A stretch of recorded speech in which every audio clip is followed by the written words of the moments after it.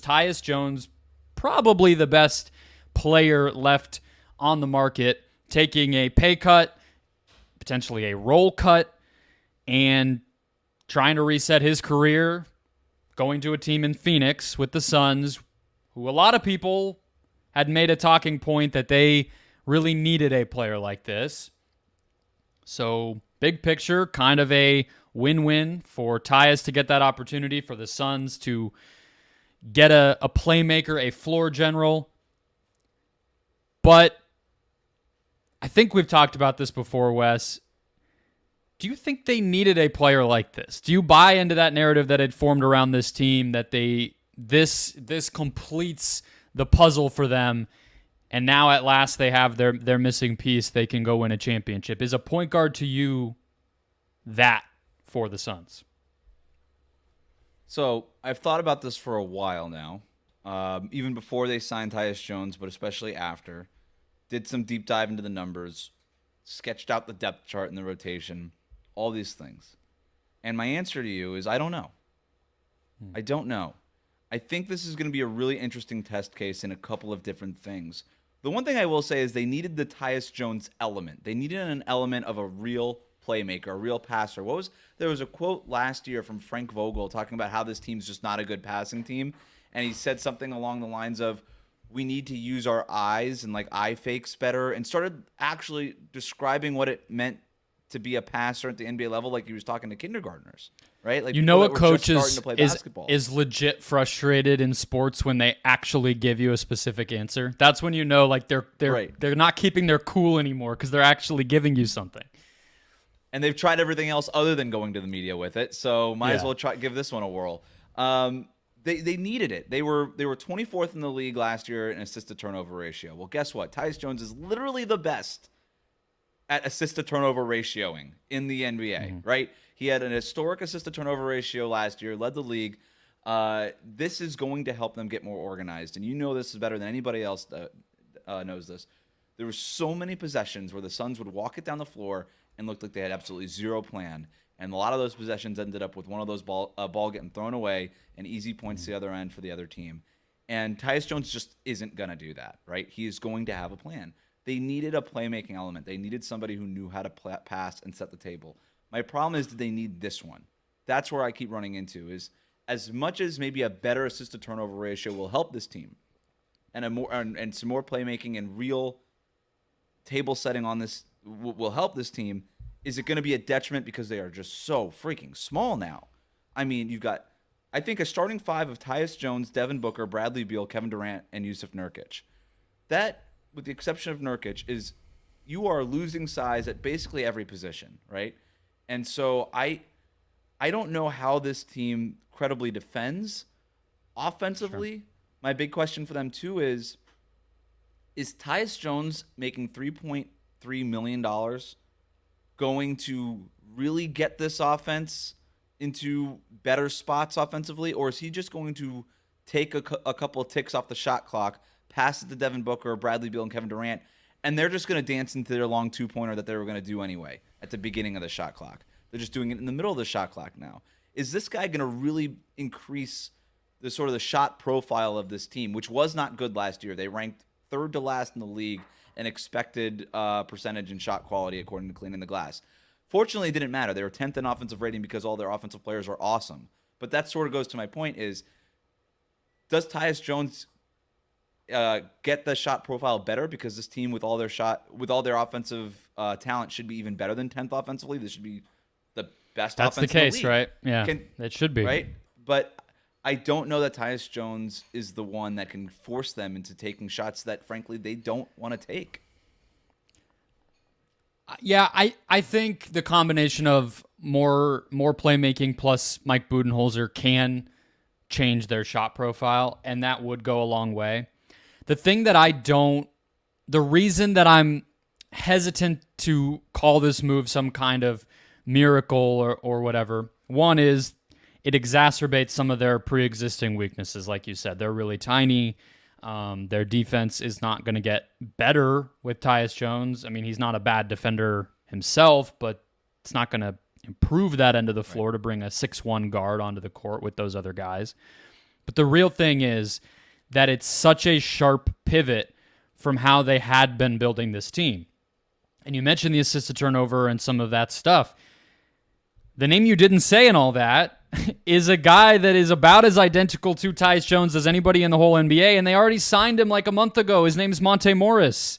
They have both of these guys on the same team now, and you basically are in a situation where for 48 minutes, you're going to have a traditional, tiny, pass-first orchestrator on the court with your best players, when last year you had 0.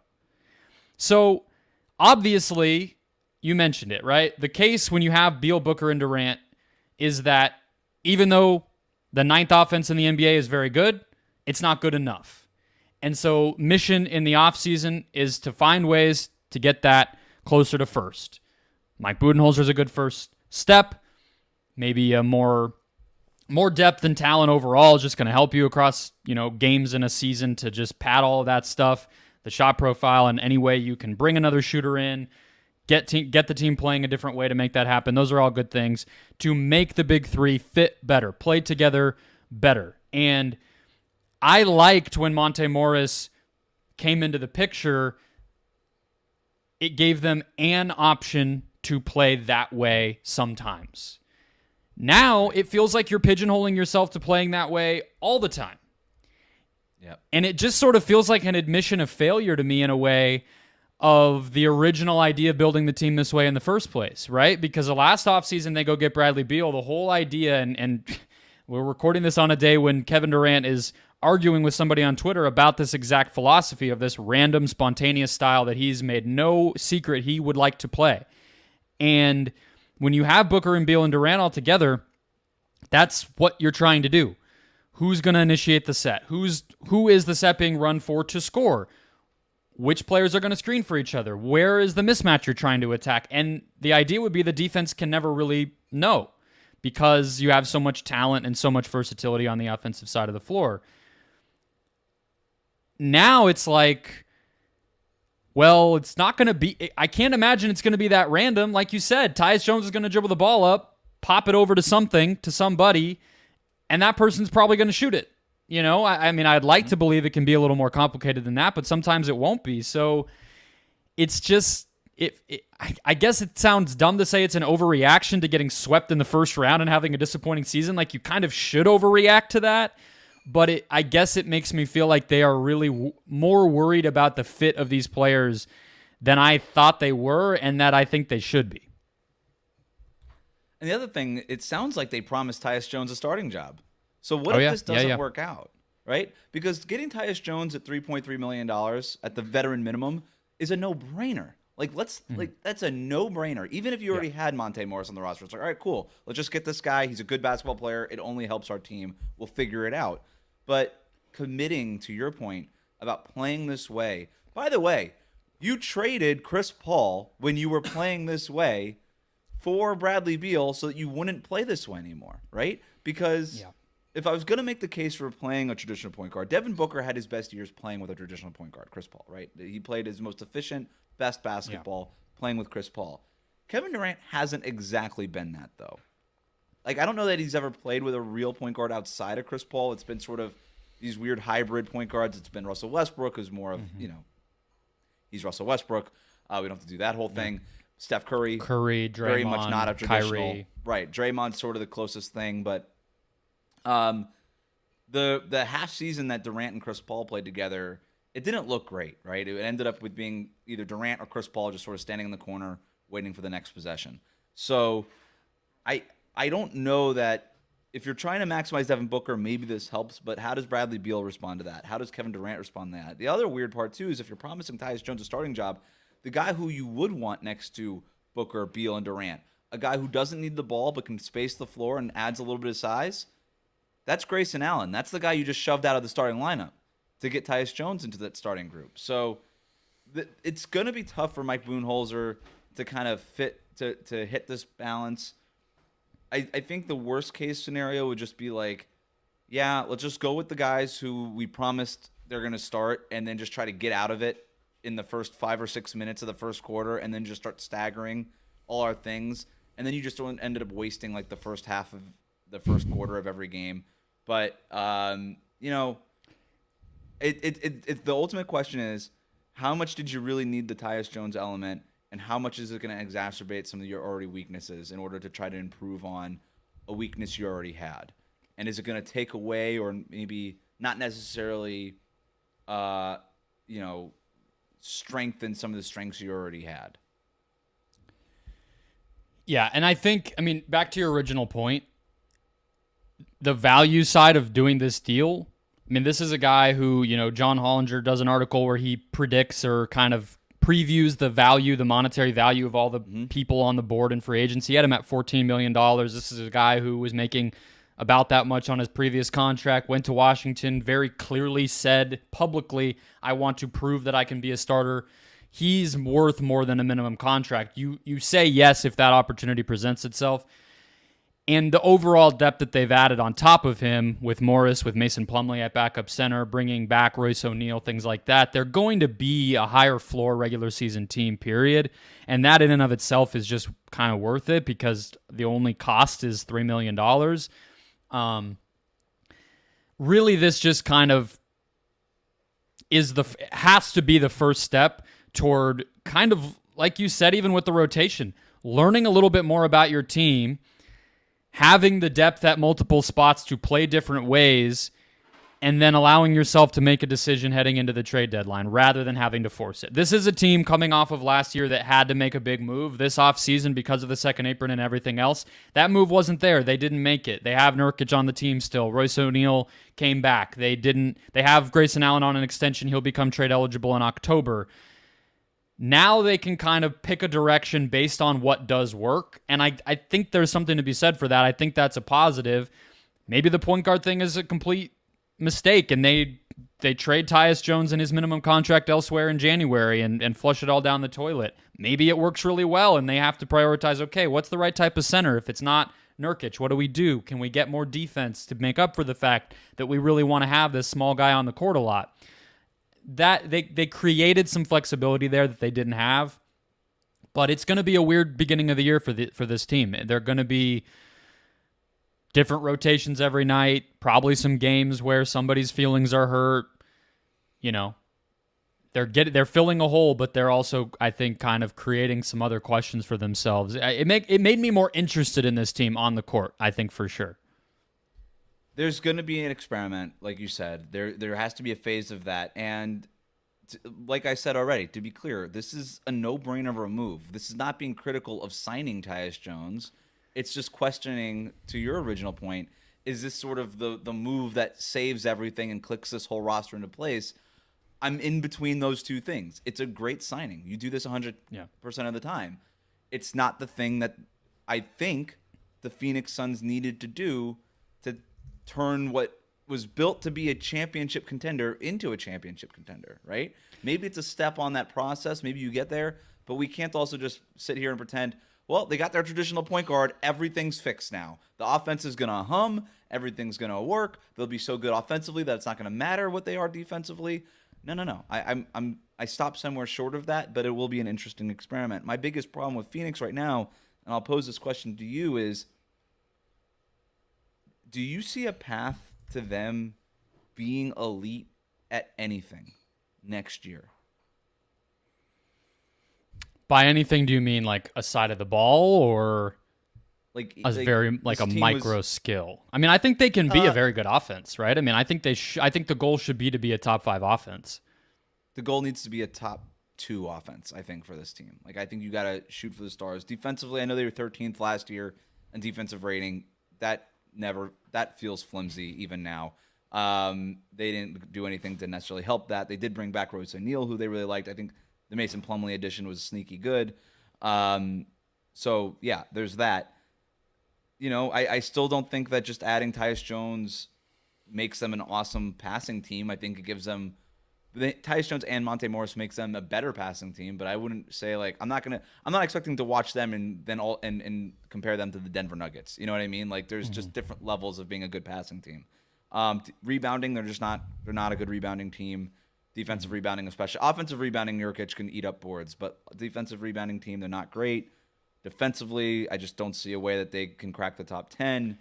One other thing I think they could improve at with this overhaul of the roster, I mean, relatively speaking, is playing faster and being a really good transition offense.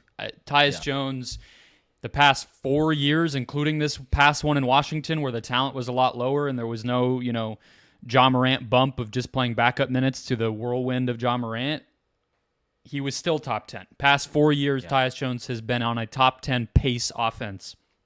Monte Morris can do that. 2, they tried so hard last year to get these guys to play faster, and I think just the confusion over the playmaking responsibilities and the lack of chemistry and health problems and no depth and all of it just made it so that they just didn't gel enough to really click and fire on all cylinders like that. So that would probably be the hope, and that'll help your overall offensive rating if you're really good in transition. So that would be one other ingredient. But yeah, I mean, look, the blueprint is still the same. When those 3 guys are your best players, you have to be amazing on offense and passable on defense. And I'm not sure this gets them closer, but it probably does help the offensive side of it. So my question back to you, we played this game over the offseason last year, or maybe early in the season.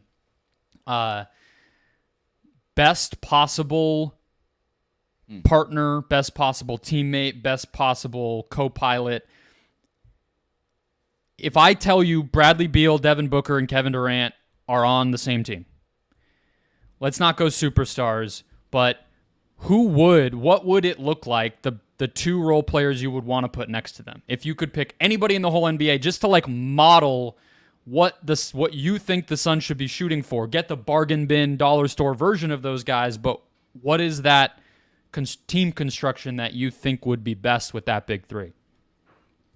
I don't know if this counts, but I would have been looking for a playmaking forward, like a Draymond Green type, somebody who can play great defense but also doesn't need the ball in his hand, like a Bam Adebayo, something like that, where, okay, I could just put the ball in this person's hand. They're not going to eat up shots, but they're going to be smart. They're going to keep the gears moving. They're going to set good screens, and obviously the defensive and the size part about it. And I would be looking for 2 of those guys to play power forward and center for me. That's what I'd be looking for. Just get as much size as possible. Correct. Like functional size that can play with these guys, but yes, size. It does feel like last year was the worst version of what it is that the Suns could be, right? Like that did feel like the season of hell. That was just the coach and the players clearly did not click. The injuries were crazy. Even for a team of players who are injury prone, it was even worse than it usually is last year, especially for somebody like Bradley Beal. So it feels like there should just be a bounce back, no matter, even if they just brought back the roster the same way, even with a new coach, like it just had to work better, didn't it? But then what's hilarious is they won 49 games. Right, they were the 6th seed. Like perception would make you think they were like 39 and 43 and like bombed out of the whole thing. They made the playoffs without even having to go through the play-in and were favored against Minnesota, and then it just really fell off from there, obviously, which has to factor in. But their over-under at BetMGM and everywhere else is 46.5 right now. To me, that feels like a pretty solid over if you're just playing the value. It's really hard to not win that many games when you have this assemblage of talent. The big question for them is what do they do in the playoffs, because they were dead on arrival by the time the postseason came around last year. It just didn't feel like they ever had a chance. So I think my elevator pitch on my Tyus Jones take would be raises their ceiling offensively, probably lowers their floor defensively, and in the NBA of 2024, which one is more important, and can that actually get you over the hump there? I do think that there needs to be, no matter what, more chemistry built between the 3 stars, between Booker, Beal, and Durant. They can't just let $3 million Tyus Jones walk in the door and say, you solve all these problems that we created. You can't do that. Like there's not superstar chemistry. Superstar chemistry wasn't ever solved by a role player stepping in. Superstar chemistry has to be solved by the superstars. They need to get better within each other. Tyus Jones can help grease the wheels on that. He could certainly help there and do a lot of different things offensively for them. But those guys got to figure out how to play together. Tyus Jones should help the margins, and I think that's why they got him. I think they know they don't have their closing 5 figured out yet, and that one or two players who will be in it, who they might like to be in it, aren't on the team right now. And so this just gives you a little bit of a chance to figure out if that player is like Tyus Jones, which is why I asked you the question that I did. My answer, it's funny. Nick Claxton, I think, is like the best KD teammate now that Draymond Green is a little older that I can picture. Like that worked so well. It's a bummer that it couldn't fully just see itself through and KD stick with that situation. But I think somebody like that is perfect. He can play make a little, like you said, and he can protect the rim, switch on defense. It's like everything that you would want next to a Durant center, or at center next to Durant. And then I would probably just want like a big shooter, like a 3-and-D something, somebody who can just knock down shots and be big, like a Jaden McDaniels. Like I know we're kind of like that. You're never going to build that team, but that's kind of like what I would try to be doing around those guys. And both of us are now saying not a point guard, right? So there we go, full circle.